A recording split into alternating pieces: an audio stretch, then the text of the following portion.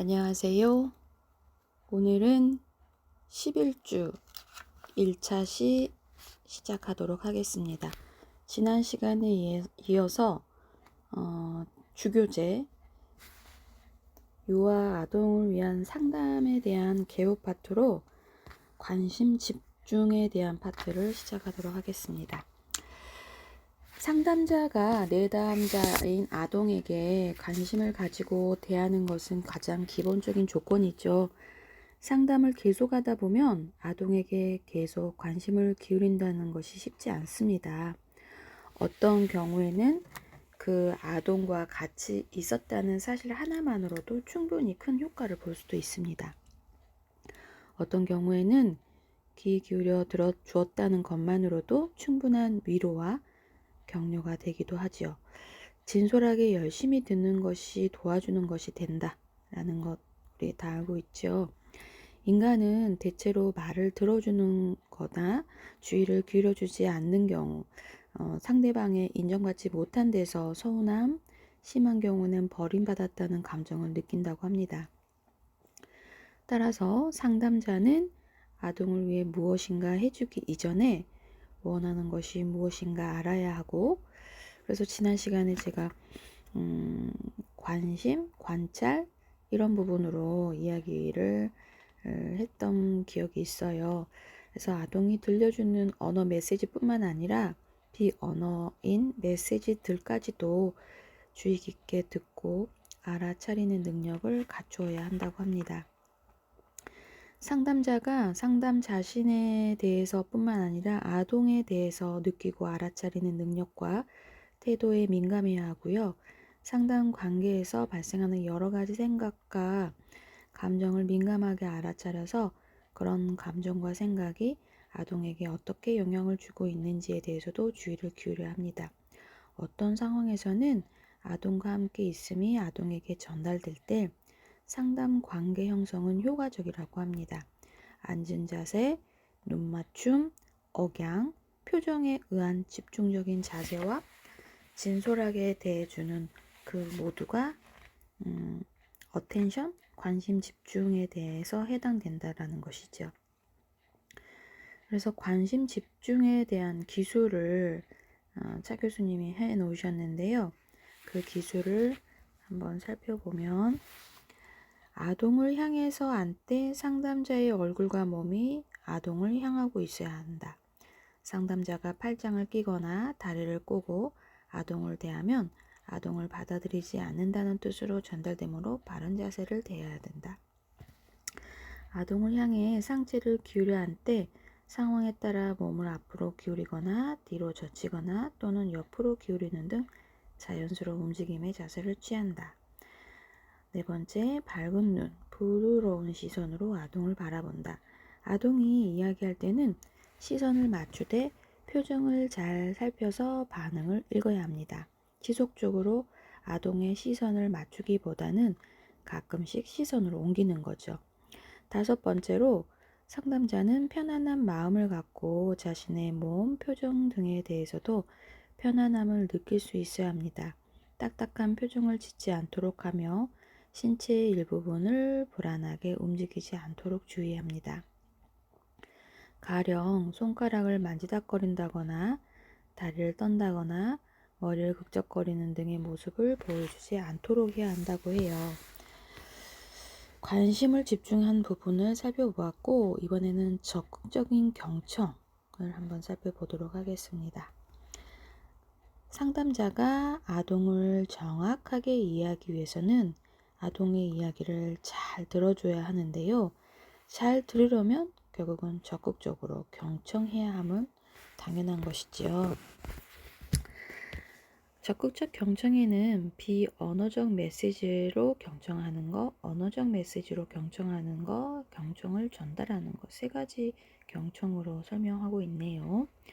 비언어적 메시지의 경청은 아동의 표정, 손발의 움직임, 몸의 자세, 목소리, 이런 반응에 다양한 메시지가 담겨 있고 눈동자, 표정, 목소리 등에 말해주는 메시지를 민감하게 읽어야 합니다. 상담자의 공감적인 반응에 대해서 고개를 끄덕거렸다면 굳이 이해라고 반응하지 않았지만 정말 그런 느낌을 가졌다는 것을 확인할 수 있습니다. 두 번째, 언어적인 메시지를 경청하는 것은요. 아동의 생각, 즉 아동의 관점, 입장, 내용 등을 표현할 때 잘 들어야 합니다.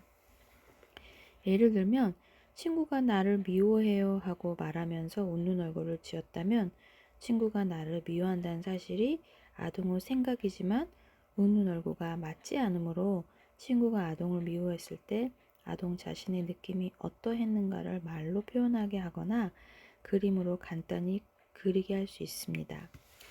미움을 받은 느낌이 적절하게 표현되었을 때 아동의 표현을 정확하게 듣는 것이 되는 것이죠. 세 번째, 경청 전달은 아동은 상담자의 표정에서 몸가짐에서 고개 끄덕임에서 아동의 말을 반복하거나 요약하여서 반응하면 아동은 상담자가 자기를 이해해주고 있다는 사실을 알게 됩니다. 적절하게 고개를 끄덕이는 행동은 아동에게 사려 깊은 경청이라는 느낌을 주며 단순한 음성 언어인 반응은 아동에게 잘 들어준다, 이해받는다, 공감받는다는 느낌을 전달하게 된다는 거죠. 친구가 미워한다고 했을 때 너는 무슨 말을 했어? 친구에 대한 느낌을 그림으로 그려볼까? 등의 관심 어린 질문은 내담자와 함께 있음을 전하는 것이 되지요. 친구가 미워해? 아동의 말을 반복해서 재진술하는 것도 아동의 말을 경청하고 있음을 전달하게 됩니다. 물론 앵무새처럼 반복해서 경청하라는 말은 아니고요.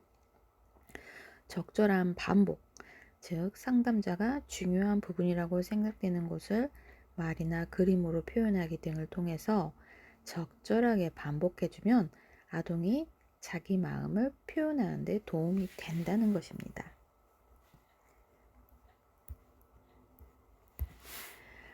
공감적 이해와 감정 반영해주는 부분을 살펴보겠습니다. 공감은 아동의 생각이나 감정에 대해서 상담자도 아동의 생각과 느낌이 유사하다는 것을 의미하는데요. 상담자가 갖춰야 할 중요한 요소, 공개적으로 발표된 상담 사례의 경우에 상담의 진행 과정을 보면 상담자의 정확한 공감적 이해 능력이나 정확한 공감적 반응 능력이 상담 역할에 매우 효과적인 영향을 미치고 있음을 찾아볼 수 있어요. 감정을 반영해주는 또 그대로 인정하는 것은 무엇인지 살펴보겠습니다. 아동이 느끼는 감정을 아동의 입장에서 느끼고 생각하듯이 지각하여 아동에게 반영해 주는 것입니다. 카코프는 공감해 주기를 촉진적 의사소통의 기술, 변별 능력이라고 하였는데요. 상담자는 아래와 같은 수준의 변별 능력을 습득해야 한다고 했대요. 그 첫 번째가 상담자의 어떤 반응이 좋은 반응인가 점수로 나타내어 변별로 표시하는 것들인데 1, 2, 3, 4, 5점으로 이렇게 1번 문항의 1점짜리는 주제를 다른 방향으로 돌린다. 엉뚱한 질문을 하는지 동문서답을 하는지 2점은 상대방이 말한 것 중에 약간은 언급하고 약간은 언급하지 않는다. 3점은 상대방이 말한 모든 조건이 언급되어서 최소한의 촉진적 수준을 유지한다. 이야기된 내용에 더 첨가된 것도 삭제된 것도 없고 4점은 상대방이 말한 모든 조건이 언급되었고 어떤 것은 충분히 언급되어 보다 깊은 관계로 이끌어가는 것입니다. 5점은 상대방이 말한 모든 조건이 충분히 동시에 계속적으로 언급된 최상의 반응이라는 것이죠. 두 번째는 상담자가 반드시 익혀두면 편리한 단계를 제시하는데 3점짜리, 3.5점짜리, 4.5점짜리 반드시 익혀두면 좋다는 것들을 한번 살펴볼게요. 감정에 반응하기, your 느낌, you feel 이라고 했는데 땡땡이가 느끼는 것은 뭐라는 거지? 그러니까 뭐뭐하게 느끼는 거지? 이게 3점짜리래요. 3.5점짜리는 감정과 내용에 반응하는 거. 뭐뭐 하니까 너는 그렇게 하긴 느꼈구나. 그럼 뭐뭐 할 때 뭐뭐 하는 감정이 들지. 이게 3.5점. 4.0은 개인적인 문제점을 규명하는 거. 땡땡이가 할 수 없기 때문에 뭐뭐 하단 말이지요. 뭐 이런 개인의 문제점을 이제 다시 한번 확인하는 거. 5점은 목표 단계를 솔선하는 거. 첫 번째 문제는 뭐뭐이고 그 문제가 어떻게 되기를 바라니? 그 문제를 성취하고 싶은 것은 무엇이야? 두 번째 문제는 뭐뭐고 그 문제를 어디까지 다루고 싶니? 여러 가지 문제가 나왔는데 어느 문제로 다루기를 해볼까? 이게 5점짜리래요. 자, 우리 그 점에 대해서 같이 생각해 보자. 5점 단계에서는 강화를 제시할 수도 있고 땡땡이가 각 단계를 무난히 시도해 보면 땡땡이는 할 수 있을 거야. 땡땡이가 첫 단계를 끝나고 나면 내가 땡땡이와 두 번째 단계로 이야기 해보자. 뭐 이런 식으로 하는 게 5점 단계라고 해요. 이걸 여러분이 지금 스무스하게 들어서 편하게 들릴 수 있는데 이제 상담 교사가 되려면 이런 모의 수업도 하고 이 문항을 외워서 연습하고 이렇게 해야 된다는 것이지요. 도너리 현장에서는 이 정도는 하지 않습니다.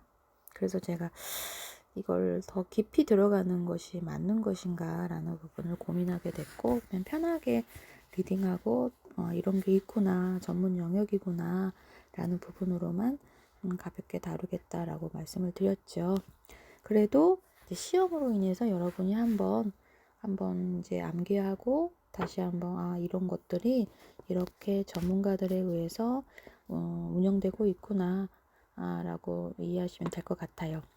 초보 상담자가 범하기 쉬운 오류는 비정확성, 이해한 척 하는 것, 아동이 횡설수설하는 것을 용인하는 것, 성급하게 고차원적 수준의 공감을 시도하는 것, 또 내담자의 감정 표현이 충분히 이루어지지 않았는데 너무 빨리 다음 단계로 몰아세우는 것, 아동이 사용하는 언어 양식을 쓰지 않는 것, 너무 길게 풀어서 이야기하는 것, 초보 상담자가 범하기 쉬운 오류라고 합니다.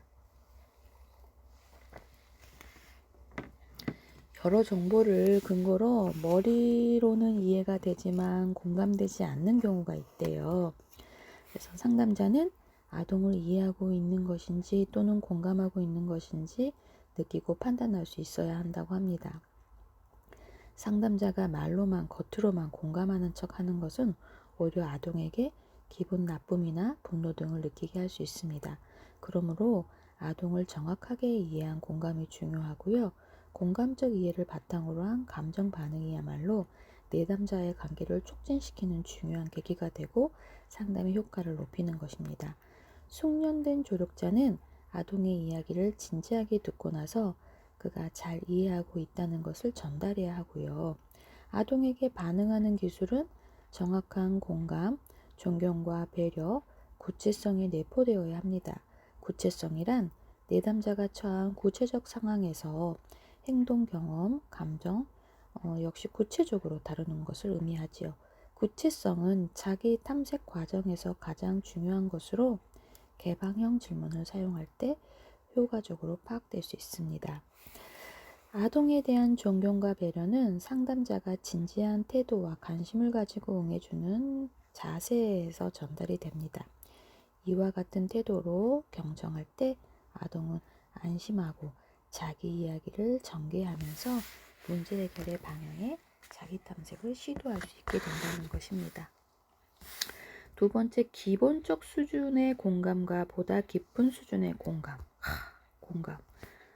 핵심은 공감이죠. 감정 반영의 수준을 기본적 수준보다 깊은 수준으로 구분하고 각 커프의 2수준과 3수준의 기본적 수준에 해당되고 4수준과 5수준이 보다 깊은 수준에 해당된다고 해요.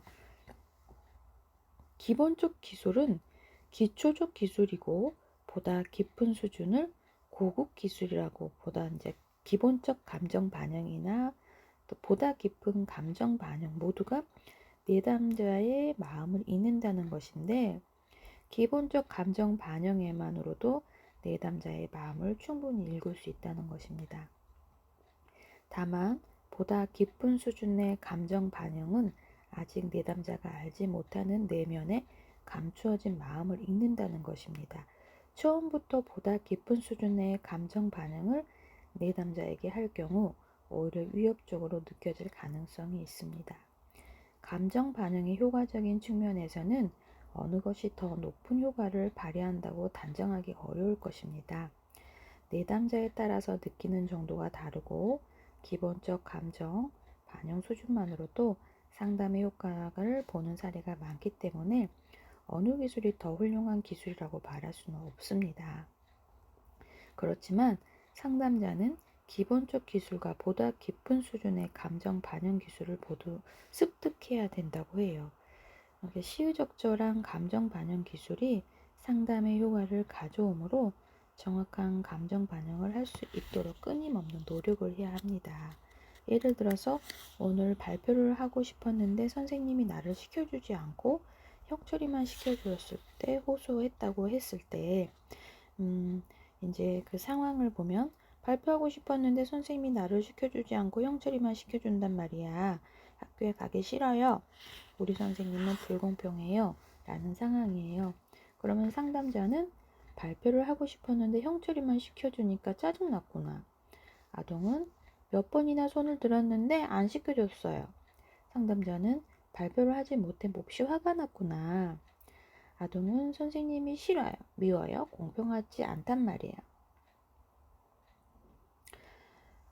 상담자는 불공평한 선생님이 밉지.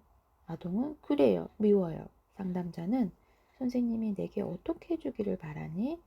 아동, 나도 시켜주면 좋겠어요. 내가 발표하고 싶은데도 안 시켜주고 내 마음을 몰라주고 다른 친구들만 시켜요. 상담자는 무척 발표를 하고 싶었구나. 아동은 우리 선생님은 이상해요. 손을 안 든 친구도 시켜주면서 나는 안 시켜줘요. 체육 시간에는 조별로 시합을 하는데 우리 조는 말썽꾸러기 애들만 있어서 벌만 받았어요. 비석치기 놀이나 투우 놀이를 해도 우리 조는 질 수밖에 없어요. 말썽꾸러기들이 많거든요.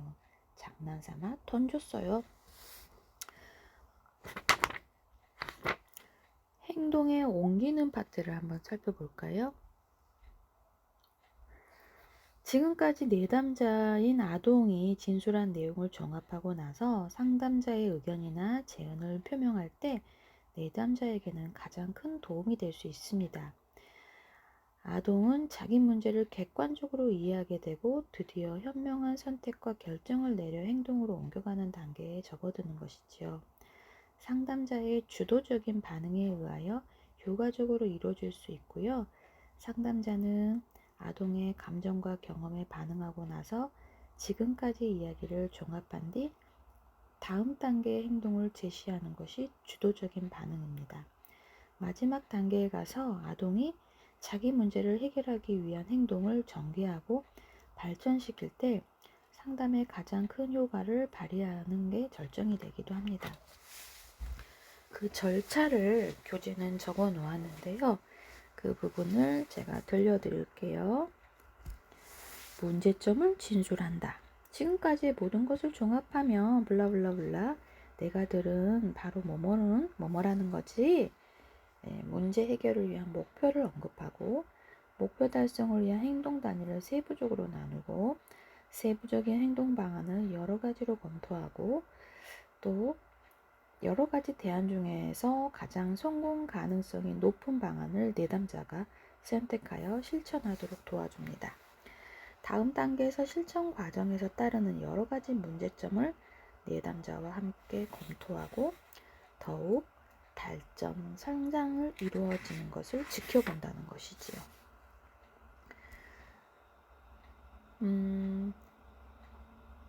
파트 1에서 이제 시츄에이션의 상담 연습에 대한 부분을 적어 놓으셨는데 이것도 제가 들려드릴게요. 현정이 아빠가 떠난 후 저는 너무 무서운 공포와 함께 살고 있어요. 마치 누군가 나를 해치려고 다가오는 것 같고 찬바람이 쌩쌩 부는 것 같아요. 현정이 엄마는 떨면서 말했고 남편이 떠난 후 공허하고 손상받은 불안이 엄습해 오면 깊은 잠을 잘 수가 없다. 자다가 엄마를 끌어안는 현정이의 포근함이 느껴질 때면 잠을 자고 제가 일자리가 없어서 낮에 혼자 집에 있는 걸 참을 수가 없어서 현정이 유치원을 보내지 못했다고 합니다. 현정이는 유치원에 보내지 않으니까 처음에는 당황하더니 지금은 엄마와 같이 있는 것을 편안해 한다고 해요. 유치원에 보내지 않을 거예요 라는 상황이고, 그래서 상담자는 현정이 어머님, 현정이를 유아교육기관에 보내고 나면 허전하시겠어요. 엄마는 그런데 현정이는 유아교육기관에 꼭 보내야만 되나요? 보내야 될 것 같기도 하는데 고민하고 있는 거죠. 유아교육기관에 보내야 될지 그냥 집에 같이 있어야 될지 그게 궁금하시다는 거죠. 네. 현정이를 유아교육기관에 보내는 문제를 고민하고 계시는군요. 우리 그 점에 대해서 같이 의논해 볼까요? 네, 선생님 좋아요. 어머님이 유아교육기관에 보내야 된다고 생각하시는 것은 어떤 점 때문인가요? 얘가 친구도 없이 자르면 안 되잖아요. 말이 없고 엄마에게 의지하게 되거든요. 현정이 어머님은 유아교육기관에 보내면 사회성이 길러진다고 알고 있군요. 사회성만 길러지겠어요? 지난번 보니까 인사법도 배우던데요. 유아교육기관에 보내고 난 뒤 현정이의 달라진 모습을 정확하게 보셨군요. 훌륭한 어머님으로 이해됩니다. 그런데 제가 문제라니까요. 보내고 나면 제가 견딜 수가 없어서 그래요. 유아기관에 보내고 싶은데 보내고 나면 어머님이 괴로우셔서 힘들다는 말씀이죠. 맞아요. 그렇다니까요. 제가 힘들단 말이에요. 제가 문제예요. 어머니, 현정이 아빠가 떠났다고 했는데 혹시 그 말이 무슨 뜻인지 이야기해 줄 수 있나요? 그 말을 꼭 말해야 되나요? 편하게 말씀해 주시면 좋겠지만 불편하시면 말씀해 주시지 않아도 괜찮습니다. 현정이 아빠가 다른 여자한테 갔답니다. 바람 피웠네. 네, 어머님이 힘드실 텐데 어려운 부분을 이야기할 수 있는 용기가 대단하다고 생각합니다. 저와 같이 끝까지 하실 수 있을까요? 당연하지요. 상담을 계속 이어가면서 모든 비밀을 지켜드리겠습니다. 오늘 한꺼번에 모든 걸 나눌 수 있으면 좋겠는데 그렇게 하기에는 어렵고 1회 상담이 50분씩 약 5회 정도로 할 수 있을 것 같아요. 이렇게 하면서 상담을 하네요. 또 실습에 대해서 여러 가지 상황들이 1, 2, 3가 있는데 이거는 좀 고민을 해볼게요. 제가 또. 그래서 우리 교재 67페이지 투사적 그림을 통한 아동을 이해하는 파트인데요. 대부분의 아동은 미술을 통해 자신을 표현할 수 있고 정서적으로 만족스러운 경험을 할 수 있으므로 미술 활동을 진짜 좋아합니다. 미술은 아동에게 선택과 자유를 주며 환상 및 상상 놀이와 밀접한 관계를 갖기 때문에 놀이 활동에 잘 참여하지 못하는 아동이나 언어 사용 능력이 정확하지 않은 아동에게 특별한 의미가 있습니다. 미술을 통해 아동은 고통스러운 경험을 승화시킬 수도 있고 미술은 두려움이나 부정적인 감정을 나타내는 용이한 매력적인 매체임에 틀림없습니다. 그래서 미술은 여러 정보와 함께 아동을 이해하는 보충적 자료가 되고 있는데요. 아동이 지나치게 자신을 방어하고 있을 때 그림은 전혀 그리지 않거나 선만 긋거나 똑같은 것만 계속 그린다거나 아동의 그림은 아동의 재능과 신체적, 정신적 발달 수준, 현실 세계와의 관계를 잘 나타내고 있어서 꼭 환자에게만 의미 있는 것이 아니라 정상적인 집단에서도 삶을 풍요롭게 하는데 도움이 되는 매체로 활용되기도 하지요. 상담 장면에서 안도감을 갖게 된 아동의 변화가 적은 그림을 그리면서 자발성을 찾아가는 부분을 실증내지 않고 꾸준히 그려나가는 과정 속에서 지금 이 자리에서 자기의 모습을 그대로 나타낼 때 상담자가 공감적 이해를 보이면 아동의 자발성은 점점 더 길러지게 됩니다. 편안한 상태가 되고 자기 혼자서도 할 수 있다는 자신감, 함께 공격성이나 분노를 표출하는 그림을 그리기도 하지요. 그래서 문제를 지닌 아동은 그림 그리기를 저항하고 또 좀 그리려고 하지 않은 경우가 있는데 이런 것들을 완화하는 자체가 치료 과정이 될 수 있습니다. 그림을 다 그린 후에 뭔가 성취감을 갖도록 해주고 상담자는 항상 따뜻한 분위기의 조성과 공감을 보내주어야 합니다. 그림 활동 자체의 선택은 언제나 아동 자신이 하도록 해야 되고요. 표현 의욕이 되살아나지 않는 아동에게 상황에 따라서 될 수 있는 한 빨리 다른 심리요법을 바꾸는 것이 좋다라고 해요. 어렵네요.